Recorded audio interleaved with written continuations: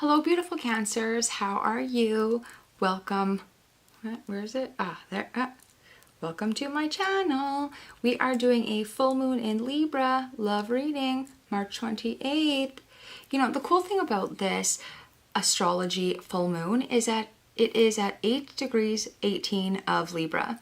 And numerology says that, well, I guess math says that 8 plus 18 equals up to 8, right? Because 8 plus 1 is 9, add another 8 is 17, 1 plus 7 is 8. So there's a real something here about the infinity symbol. Can I make it? Yeah. The infinity symbol here. And 8 is about power. It's about, oh my gosh, it's about ambition and continuity. It's about continuation of cycles, completion, and continuing again. Everything is cyclical in life. I want to put these on like a little pair of glasses, but it's about continuing, maybe revisiting the past. So there's something here about continuing again, being ambitious about it and going forward for it, which is interesting because it's also in close connection, this full moon, with our North Node, which is our life's purpose. It is what our soul is trying to achieve in this life. So there's something significant about this moon, Cancerians. And we are going to do a reading on that. So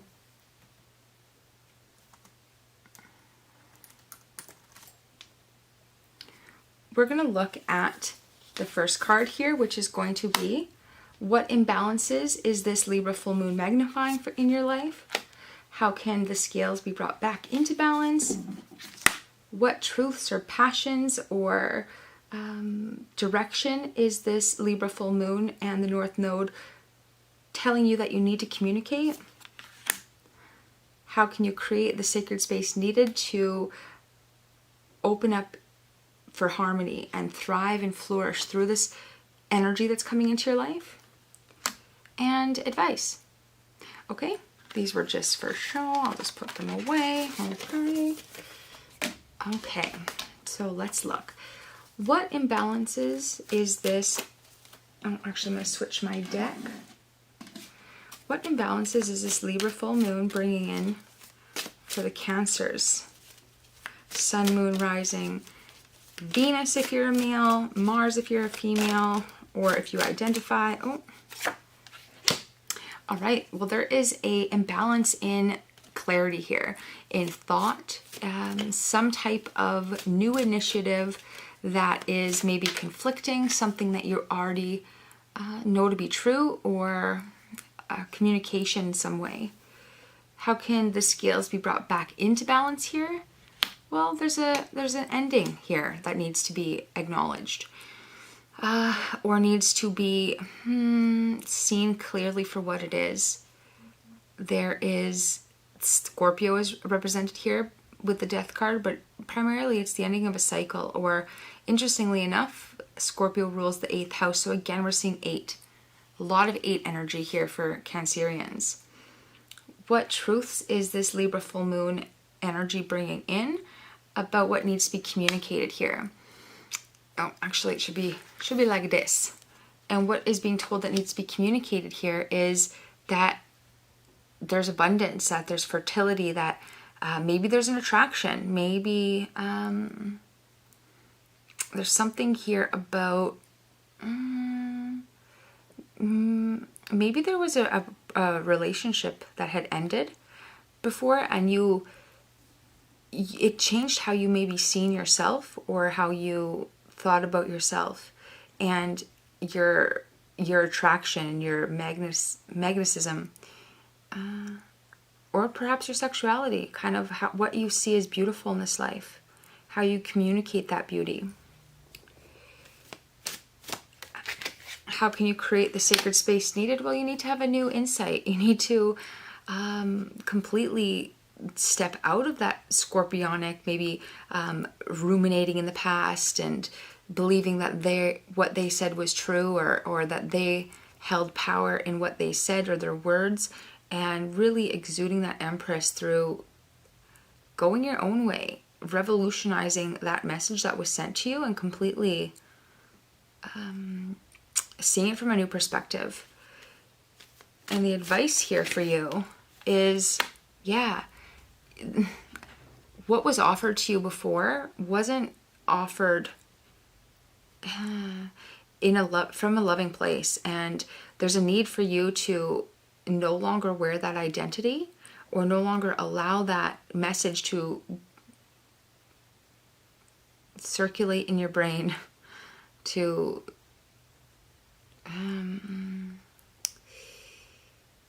cycle through and to hold their words or their offering and see it as love. You need to know that that wasn't love, and they were speaking from a place of darkness.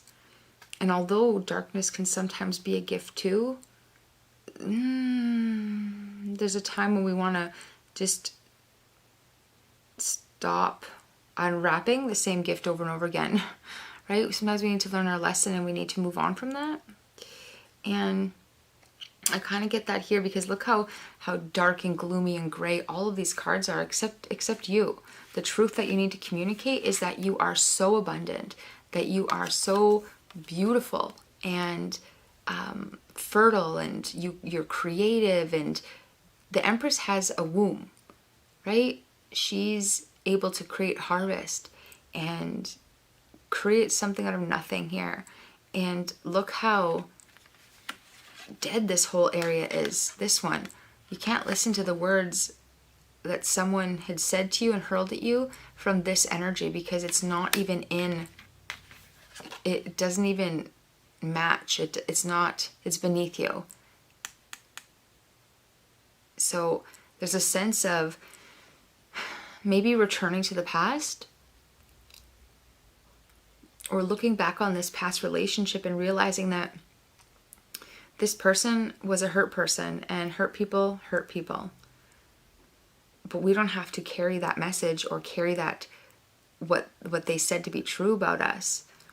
We can refuse their offers because they're not ours to carry. You know, the interesting thing about the 4 here is stability, grounding,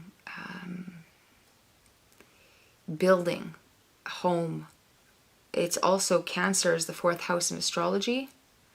And the 4 here, it's when you flip it upside down in this card in the tarot, you actually get, this is spiritual enlightenment, this card. This is wisdom. This is seeing a full picture and not being focused on the material or the mundane or the things of before, the 3D vices and pleasures and empty words of people who are experiencing a difficulty in life, and they want to make a difficulty in other people's lives. And when you flip 4, the polarity in astrology, what you get? You get Scorpio, the 8th house. So these are the most 2 karmic houses, 4 and 8, as well as 12 and 6 too. I love working with these houses in astrology. This is everything that's unseen. So you know what? It might not have even been a past relationship. It could have been something passed down through your family, something you're not seeing. Maybe it wasn't overtly said to you, but it is there. It's in your psyche, and there's a need to heal that so that you can step out of what's comfortable, step out of what you've always known, and carve out that new path that's meant for you, for that Empress. And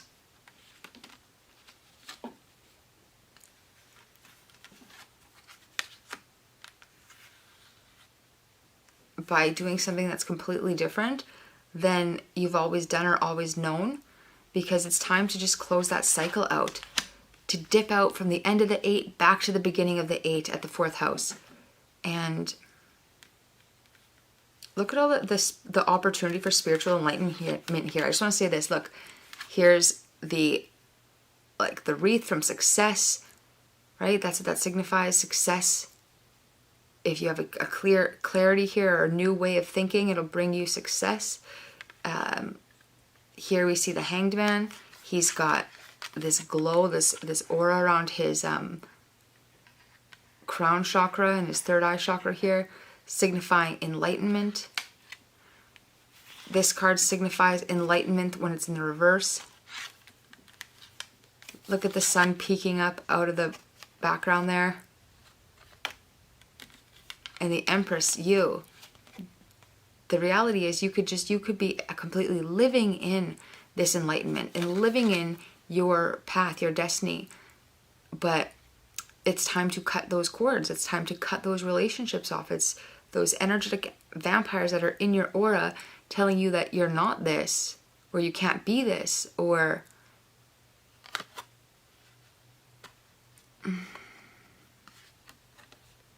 you're not as powerful as you are, is what you need to cut off. And really just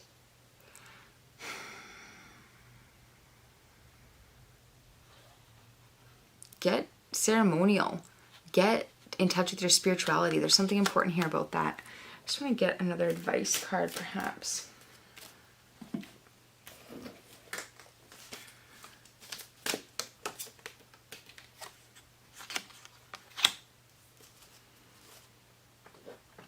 So this is strong earth energy. Oh, sorry, you can't really see those.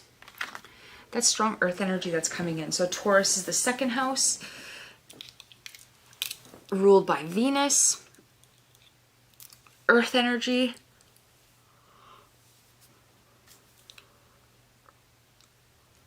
Mercury rules Gemini, which is the third house, and Virgo, which is the sixth house. So, and noticeably, 4 plus 3 is 7, plus 1 is 8. So 14 plus 3 is 8. Yeah, just exactly the degree that we are at in Libra. So, and noticeably enough, the Empress here, she's the third major arcana. So I think 3 is important to you here. And 3 is the third house, is our community, our communications, our siblings, the same places that we go every day. And Taurus is very much a creature of habit. It likes to build for itself. It's resource oriented, and Geminis are putting the resources into action, motivation to action, and Mercury is our thoughts, our intellect, our mind. So there's definitely something here about cleansing out the imbalances in your thought processes about your empressness. No, I'm just kidding. But you know what I mean?